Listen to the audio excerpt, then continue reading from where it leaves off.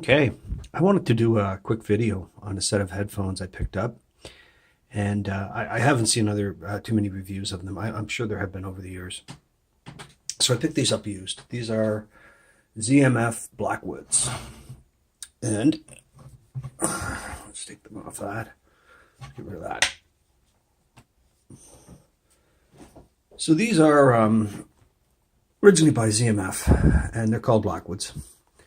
And anyone who's familiar with them knows that they are based off of Fostech. So these are, I'm not sure what the wood is actually. Well, he calls it Blackwood, but it's pretty hard. And it's somewhat purple, but the grain is fairly, it's a little open. And they're ported. Each side has 3 ports, and you can get little rubber plugs that you shove into those so that you can tune them. If you want, make them a little more open, a little less open. There is no right or left, right? You choose when you set them up with your pads, and I think these are cowhide. They're nice pads, by the way. They're not memory foam, but they're big, they're nice, they're plush. One of the problems with these is the way the headband works is the bottom doesn't cup in enough, so you have to twist your pads to get a nice seal at the bottom. No big deal. So these essentially are built around these. Those are your Fostech's T50RP. Sorry, I'll get it right. Fostech's T50RP. And these, from my understanding, are essentially the same headphone, only rebuilt, so they took the drivers out. Now these are, I think, a Mark III, and I think these are probably a Mark II, so there is some difference in the drivers. These are one of the best values on the market, you know. If you're thinking about picking up a pair, I didn't buy the mahogany ones. I forget what their number was. Same, almost exactly the same, only with the mahogany. But these are phenomenal. They're you know, the only thing you need to do to a T50RP is you need better pads. And other than that, they're a little hard to drive.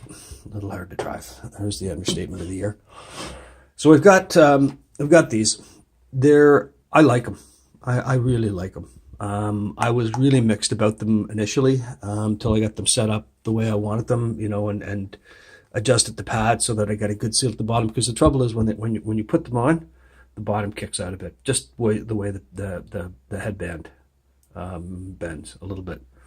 Now these are built like a tank. The only thing you can do with these, this piece can break right here, and I broke one. So I ordered 2 of them from Fostech, and I've got one in the drawer, and the other one I put on here. They are definitely worthwhile. They're a big headphone though, right? But it's nice. I like having real wood. And you can pick them up probably for a decent price. Now, here's the catch. Trying to drive them. You know, these take a little bit of power. You know, I don't know if I have anything that I could drive them with portable. I probably could. I've never tried it, but I would guess if I took my Astlin Kern 380, strapped the amp on it, and then maybe put another amp in series, I might be able to drive them. You know, even with this right here, my setup right here, I don't know, we'll throw anything on, it doesn't really matter. Yeah, with that, some maritime music. Like, that's no good. I don't want that. Go back to albums. And we'll put on something classical here with that.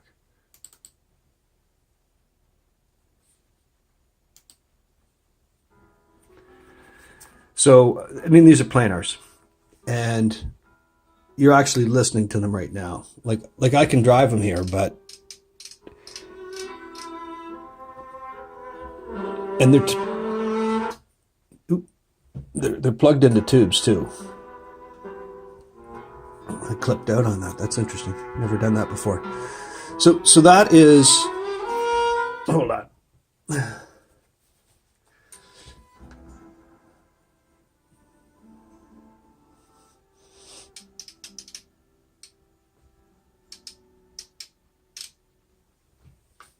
Okay, so I can drive them. I can overdrive them. When you can hear these, when your head's not in them, they are so loud that you would not want to have your head in them. So, but I'm pushing a lot of power through them. Like there's nothing those two things will not drive. But they are crisp. They've got that lovely planar sound. And you know what they are is take a set of these, which are half the price. New is half the price of this used. And you know, just tweak them and improve them. You know, these are, plus they're balanced, right? They're set up balanced. Now these are a micro 4-pin XLR plug on the bottom here. I'll show you. See, which is not that bad as it sounds. You know, initially when you listen to it and you go, "What am I going to do with that?" Same chord as these Odysseys, right? So I like having chords that have a common thread, if you like. So I have, I think, 3 headphones with the micro XLR plugs. You know, this just takes a standard 3.5, so that's easy. Although I'm looking into whether I can get it balanced or not. I think I can. I've ordered something. We'll see whether it works out. Things I hate are things like these. These are your Focal Utopias. And you would think that is the same plug. It's not. That's a 2-pin proprietary. So my problem is I've got umpteen different chords, and it would be nice if it was like a USB, right? Universal serial bus, that every headphone had the same chord and you just went, that way I'd have 2 or 3 chords, you know, different lengths, and that would be it. So anyway,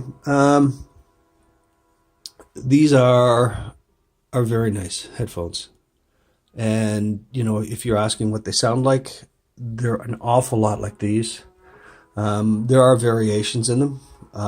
You can get a little more bass, a little more treble, depending on how you tweak these. The Fostex, the 50 RPs, most of the Fostex, I probably should say, don't come with very good ear cups. And these are big ear cups, big, huge ear cups, like monstrous. And they're very comfortable. Little tiny bit heavy. Not bad, but a little bit heavy. That's one of the beauties of the original T50 RP, which they're based on.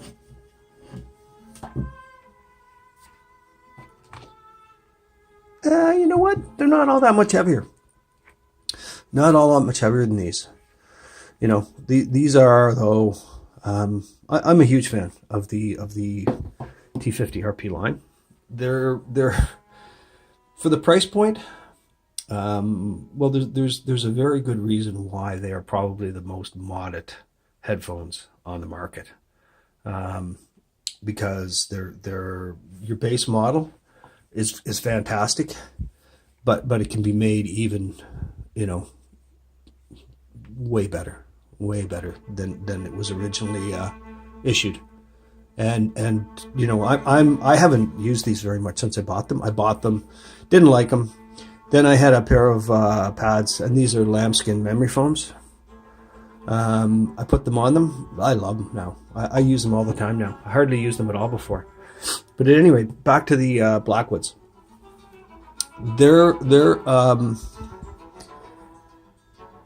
a good headphone. They're worthwhile. They're different.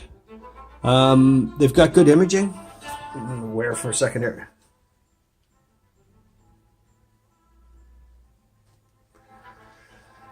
They've got good imaging, good soundstage. They're very accurate. I think. Not as accurate as said Utopias, don't get me wrong.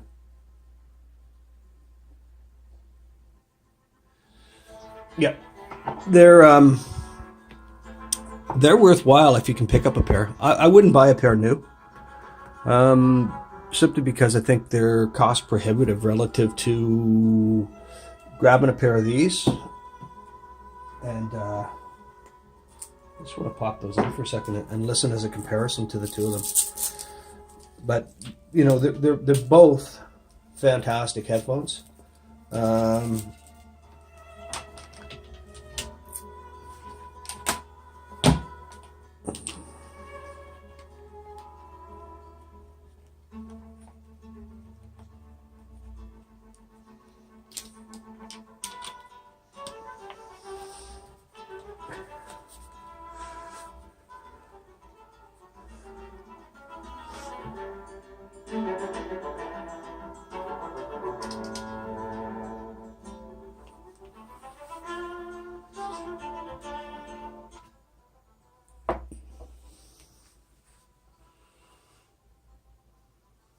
Yep. You know what? I don't know what it is, but the signal to noise ratio is better in the Blackwoods. And maybe it's because they're coming balanced. I don't know. I'm not certain about that. But well, certainly out of the balanced cord, you're getting quite a few more dBs.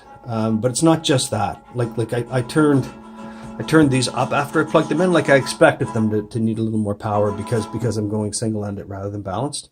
There's quite a difference. These are a worthy headphone. I like the sound of these considerably better than I do of these, and I like the sound of these, right? But no, these are better. The thing is, you do need to be parked fairly close to a nuclear power plant to drive them. That's almost like what it is, right?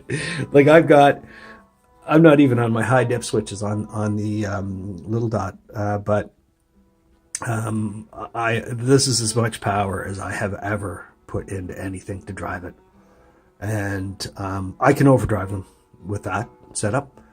But of all the headphones I own or have used, these are, I believe, truly the hardest to drive. But they're a worthy headphone. They definitely are. If you happen to pick up a pair, and again, I wouldn't buy them new, but if you can get a pair in good shape at a decent price. No, I have to patch up the. I don't know if you can see it, but I've got a few little blemishes in the finish there. I think it's a lacquer. It'll be easy just to wipe on with a Q-tip some new lacquer. I might even have some in the basement. I'll have to look. Anyway. That's it. These are the Blackwoods, ZMF Blackwoods, and they are definitely a thumbs up and worthwhile, as I understand most of his products are, although I haven't listened to most of them. That's all. Thank you.